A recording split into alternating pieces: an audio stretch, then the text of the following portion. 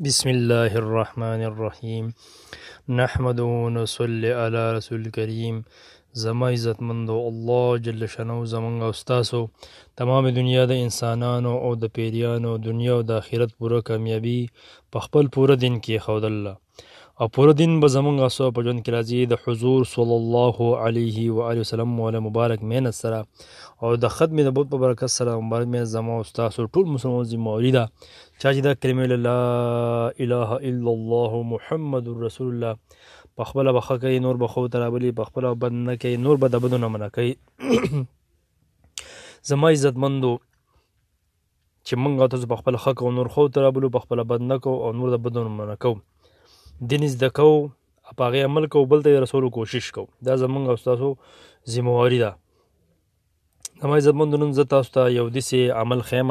چې ډېر زبردست عمل دی ډېر اوچت عمل دی او دا خلکو دپاره دی چې هغه یعنې داسې بیمار شوي داسې تکلیف او داسې بیماري ورته رسېدلي چې ډاکټرانو د هغه علاج پرېښودی چې دې مریض له نور علاج مه کوئ دې مریض له نور علاج مه کوئ نو زه تاسو ته یو څو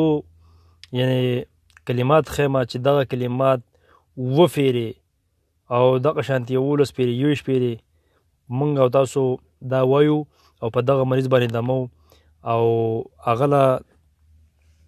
پې اوبه دمو اوبه ول ورکوو الله جل شانه له دې کلماتو او د دې وظیفې په برکت باندې ولې شفای کامله ورکړي صحت په الله تعالی ورکړي نو هغه کلمات دا دي چې موږ او تاسو هغه زده کړو او موږ او تاسو ته څه بیماري رارسي ځان پې هم دمو او نور داسې سخت بیماران چې ډاکټرانو د هغوی علاج پرېښودلی او ډاکټران ترې ناامیده شوي او موږ او تاسو پې دغه شان مریض دمو الله جل شانه به هغه له صحت ورکوي هغه کلمات دا دي اسأل الله العظیم رب العرش العظیم ان یشفیک اسأل الله العظیم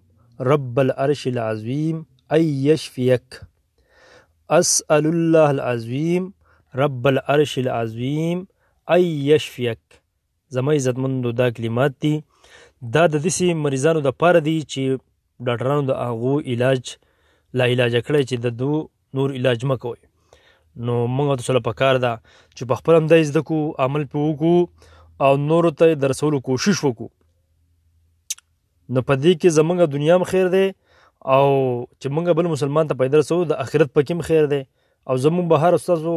هر یو نیک کار چې موږ کوو د الله د رضا لپاره کوو چې په دې باندې زما نه الله راضي شي په دې باندې زما نه الله خوشحاله شي نو موږ او تاسو یعنې چې مسلمان ته زموږ نه خیر ورسي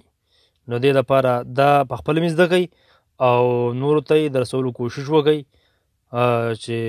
زموږ په دې وجه باندې الله تعالی زموږ دنیا هم ښه کوي آخرت هم ښه کوي الله تعالی دې به ما رسول الله صلی الله علیه وسلم کول توفیق راکړي